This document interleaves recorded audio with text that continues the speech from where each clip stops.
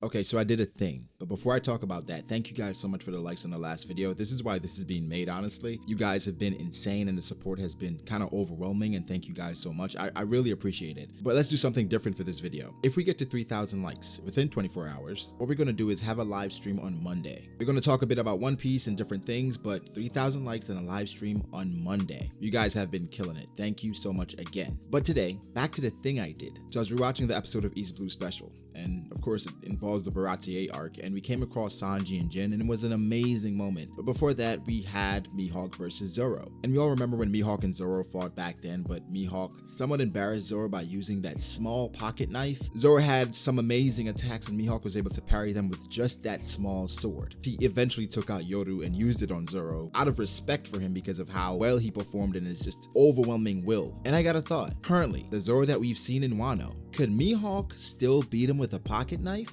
Now, a lot of people are gonna say that's a disrespectful question, because I saw people, they were going crazy in the comment section or on Twitter, because that's where I posed the question. It was just a thought that came to me at the time, and people went crazy. Towards the end, after I make my argument as to what side I'm on, I'm going to go and read the responses on Twitter. So if you want to be involved in more videos like these, in which I use a topic off of my Twitter and I'm going to involve it in a video, follow me at BragoDAce on Twitter, and then you can get involved in the conversation, because we talk about a lot of things on Twitter, and it's just a great way to stay informed as well. But to Mihawk versus Zoro, and Mihawk is using his pocket knife, not Yoru, one of the great swords or the supreme great swords. He's using the small pocket knife that he used to dominate Zoro in East Blue. I understand how this can be a contentious question or contentious argument, because we enjoy both characters, we love both characters, and it could be viewed as disrespect again, but I'm going to try to break this down as best as I can to come to a fitting conclusion. I already know how I feel about it, but I'm going to go through and talk about different scenarios to see if you guys agree with me, or just see it my way. Agreement is not necessary. But okay,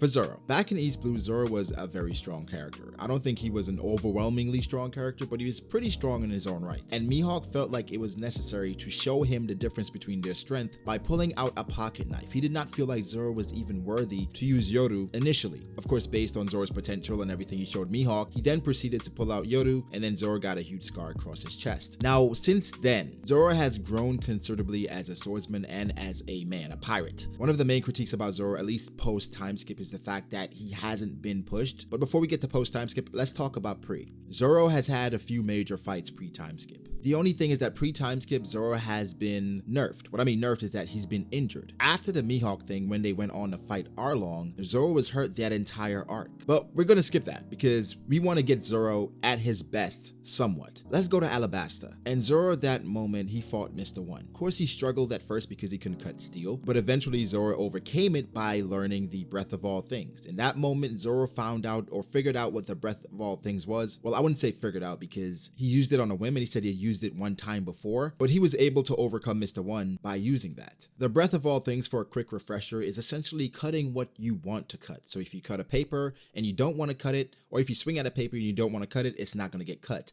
But if you swing at a piece of steel or even diamond and you want to cut it, then it gets cut. Essentially feeling the breath of things, and that's what Zoro unlocked, and we haven't seen it since then, but we know it's in him. So that was just an example of how Zoro can overcome like pretty dire situations. We can also go to Zoro versus Kuma. Kuma is a top tier character. Right now, Kuma is a shell of himself. Literally. But back then, of course, he had already underwent some of the modifications to turn him into a cyborg, but he was still someone himself. Zoro was still able to get a hit in. I'm not saying Kuma is on Mihawk's level. They're both warlords, but I'm not one of the people that think warlord level is actually a thing, because it's going to vary. We can see that based on the characters that are warlords now. But I don't think East Blue Zoro is doing anything to Kuma. So that's showing some growth. And even going to Enies Lobby, or even before they get to Enies Lobby, in between Water 7 and on the way to Enies Lobby, Zoro mentions himself that the Straw Hats, in every single fight, they've gotten stronger and stronger, even without knowing it. And then of course we saw his fight with Kaku. And the fight with Kaku presented basically a different set of obstacles, in which he had to fight someone who was using more arms and more swords than him. So what Zoro does?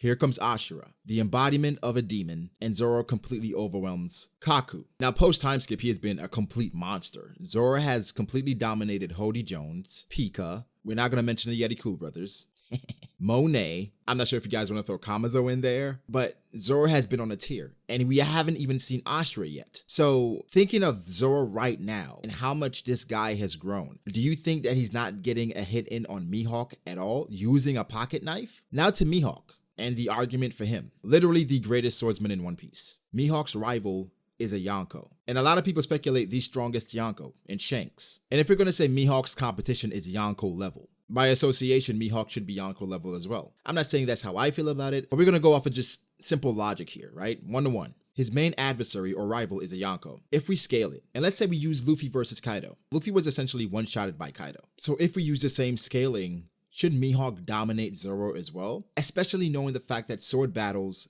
end a lot quicker than regular ones. Regardless of all that, I still think there's no way in absolute hell that Mihawk is doing the same thing he did to Zoro pre-time skip. However, would he win? That's a different discussion. Being the world's best swordsman, it speaks volumes that there's no other swordsman in the One Piece world that is currently better than him, from what we know. And he said he traveled the entire world and he is currently looking for challengers. He essentially trained Zoro to beat him. I think Mihawk still wins with a pocket knife because I think the gap is just still that large. And it doesn't go to physical strength because I think Zoro could be physically as strong as Mihawk right now. But skill-wise, I think Mihawk is still in another tier. I think Zoro has another tier to get to, which is still below Mihawk, and then another tier to get to Mihawk. I think right now Mihawk is in a tier of his own as a swordsman, and Zoro has 2 more tiers to get to his level. So Mihawk, while Zoro would not get one-shotted, and I think he would actually get some hits in, because Zoro is a physical monster, especially if he pulls Ashura out. I'm not even going to mention his eye because who knows if that's even a thing. He's going to get some hits in on Mihawk, but Mihawk would essentially pick him apart with that small knife and win the battle at the end. We cannot forget Mihawk's competition is Yonko level. So Mihawk, by association, his swordsmanship at least is Yonko level. So the character should be Yonko level. I'm not getting into the Mihawk versus Shanks thing today. Like, that's not what this is about. But Mihawk wins. He absolutely doesn't dominate Zoro the way he did back then. No way in hell. He's not one-shotting Zoro, but he's coming out with the victory. So now to the responses on Twitter to my tweet. Can Mihawk still beat Zoro with a pocket knife? We have Low-Key Ragnar, who says he was doing a little too much even then. All Mihawk needs is some long fingernails even now and Zoro will be asleep or dead. Gio says, we don't know how strong Zoro is right now. For all we know, Zoro could already be the world's greatest swordsman. Gio is wildin', per usual. Stebo responds aptly, okay, slow down there, buddy. Dante Hill says, if he still can beat him, that means Mihawk is a terrible teacher. And I don't agree with that. And Stebo even echoed like how I feel about it, where he's just that strong. If he can still beat Zoro with a pocket knife, that does not mean Mihawk is a terrible teacher. It literally just means Mihawk has always been strong, and he's still just that strong. That's all this speaks to. I'm Bagman says, maybe not with a pocket knife, but Mihawk can still beat Zoro, of course. David Afran says, not at this point. Mihawk found Luffy during Marineford worthy enough to go straight to his Black Blade. Current Zoro should be able to give Daddy Mihawk more trouble. I feel like the context is different here because it's an entire war, and Mihawk pulling out a pocket knife in the middle of the war would just be not fitting to the setting at all. Zoro might do something crazy like knock the knife out of his hands or maybe even break it. The knife would be imbued with Haki, so I don't know if that's going to break at all because Mihawk even told Zoro, as a swordsman, nicks on your blade is the greatest scar. So Zoro's not breaking Mihawk's pocket knife. G Weibo says, nah, Mihawk would have to use a dagger this time. I don't think so personally. Blockwork says, I think Mihawk could beat Zoro without a blade. I'm not sure if I would go that far. Bobby Katie says he would probably need to use 2 pocket knives. Jose Zaraga says he could probably beat him with a smaller blade he didn't have.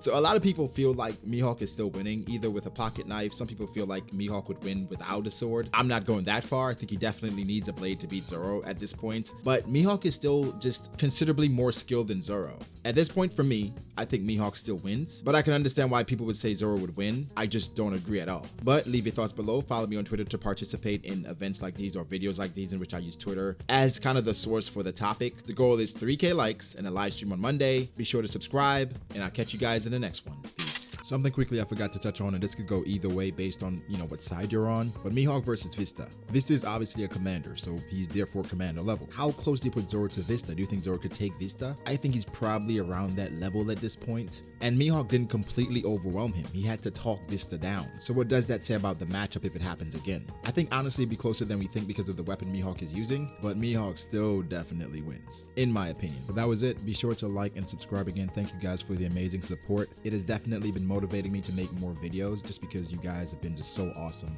So thank you again. I really mean that. Like, subscribe, and I'll catch you guys in the next one. Peace.